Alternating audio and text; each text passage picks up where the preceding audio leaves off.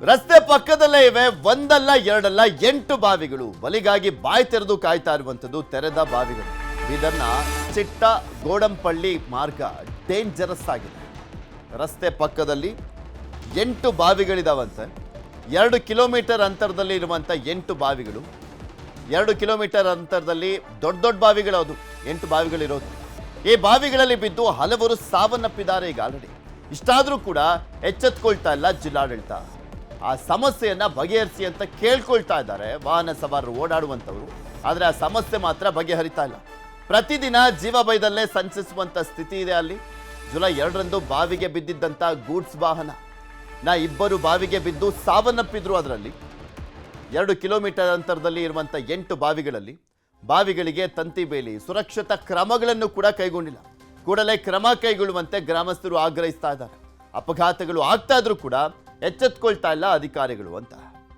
ನಿಮಗೆ ದೃಶ್ಯಾವಳಿಗಳಲ್ಲಿ ತೋರಿಸ್ತಾ ಇದ್ವಿ, ಪಕ್ಕದಲ್ಲೇ ಇದಾವೆ, ನಿಮಗೆ ಮಾರ್ಕ್ ಮಾಡಿ ಕೂಡ ತೋರಿಸ್ತಾ ಇದ್ವಿ ನೋಡಿ.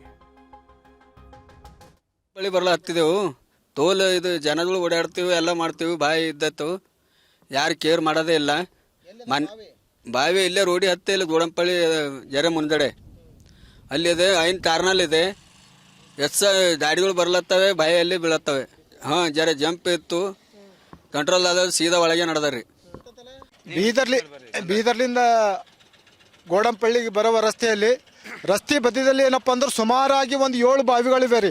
ಒಂದು ಎಮ್ಮಿ ಬಿತ್ತು, ಎಮ್ಮಿ ಪ್ರಾಣ ಕಳ್ಕೊಳ್ತು, ಒಂದು ಹುಡುಗ ಪ್ರಾಣ ಕಳ್ಕೊಂಡ, ಒಂದು ಯುವಕ 17 ವರ್ಷದ ಹುಡುಗ್ರಿ ಅವಂದು ಪ್ರಾಣ ಹೊಂಟೋಯ್ತು. ಉಸ್ತುವಾರಿ ಮಂತ್ರಿಗಳು ಬಂದರು, ಆದೇಶ ಏನು ಕೊಟ್ಟರು ಅಂತಂದ್ರೆ ಈ ರೋಡಿನ ಬದಿಯಲ್ಲಿ ಎಷ್ಟೋ ಬಾವಿಗಳವ ಅವಷ್ಟು ಸಂಪೂರ್ಣವಾಗಿ ಮುಚ್ಚಾಕಬೇಕಂತೇಳಿ ಆದೇಶ ಕೊಟ್ಟರು. ಬಟ್ ಅಧಿಕಾರಿಗಳನ್ನು ಯಾವುದೇ ಗಮನಕ್ಕೆ ತಗೊಳ್ದೆ ಏನಪ್ಪ ಅಂದ್ರೆ ಅದೇ ರೀತಿಯಾಗಿ ಏನಪ್ಪ ಅಂದ್ರೆ ಇನ್ನೂ ಖುಲ್ಲನೆ ಅವರಿ.